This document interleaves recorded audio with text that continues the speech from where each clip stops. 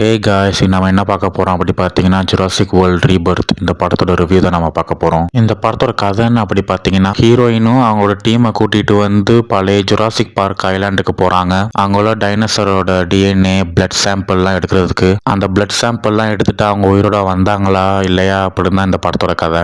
இந்த கதை இதுக்கு முன்னாடி ரிலீஸ் ஆன ஜுராசிக் பார்க் படங்களோட அதே கதை தான் இதுலேயே வந்து கண்டினியூ ஆகுது. எந்த மாற்றமும் இல்லை.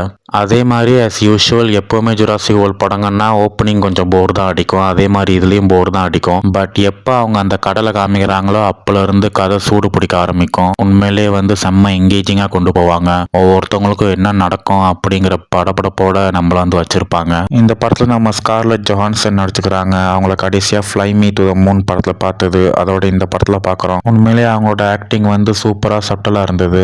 அதே மாதிரி தான் நம்ம மஹேர்ஷலா அலி அப்புறம் மற்ற கேஸ்ட் எல்லாம் அவங்களுக்கு கொடுத்த ரோலை வந்து பக்காவாக பண்ணிக்கிறாங்க. எந்த இடத்துலையும் வந்து ஓவராகவும் குறைவாகவும் நடிக்கவே இல்லை.